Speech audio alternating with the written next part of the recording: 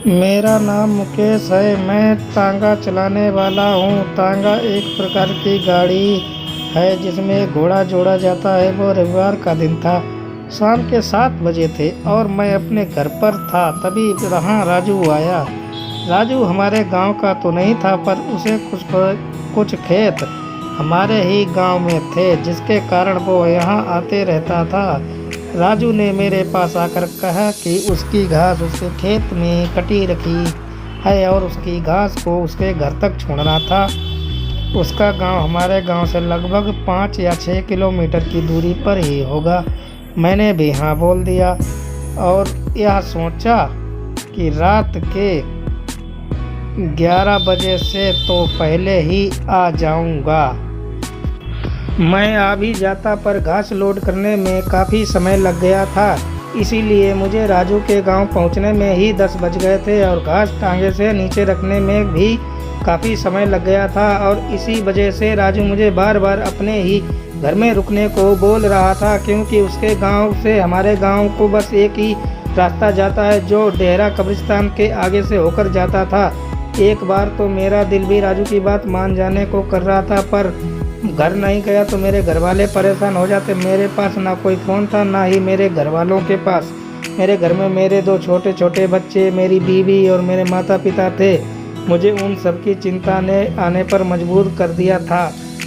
और अब मैं उस कब्रिस्तान के पास आ गया हूँ। मैं अपनी घड़ी में समय देखा, रात के 11 बज चुके थे।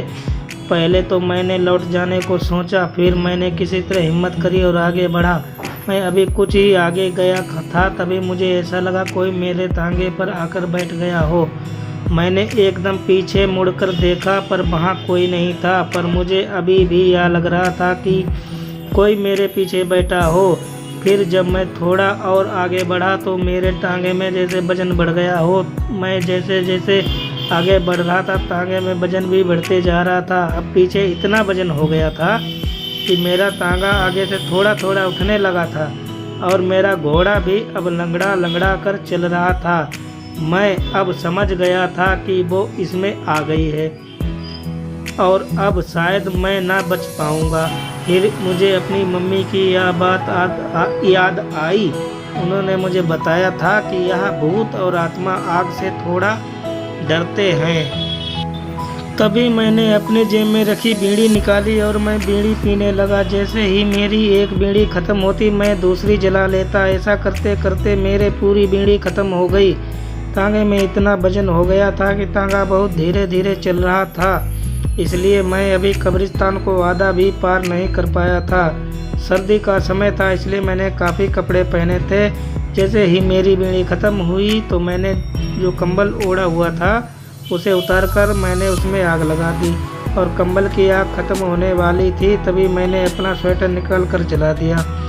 और स्वेटर की आग ख़त्म होती उससे पहले मैं अपनी कमीज निकाल कर जला दी। जान बचाने के लिए कुछ तो करना ही था, इसलिए मैं अपने शरीर में पहने सभी कपड़ों को जला रहा था।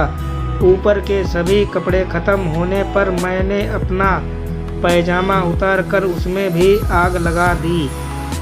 अब बस मेरा एक कच्छा ही बचा था। उससे पहले मेरे पैजामे की आग ख़त्म होती, उससे पहले ही अब कब्रिस्तान की दीवारें गर्म होने वाली थीं। जैसे ही मैंने कब्रिस्तान पार करा तो देखा एक बड़ी ही भयानक सी औरत मेरे तांगे से नीचे उतरी और उनसे कहा, आज तो तू बच गया, पर अगली बार आया तो नहीं बचेगा। इतना बोलकर वो वहीं खड़ी रही और मैं अपने घर की ओर चला आया।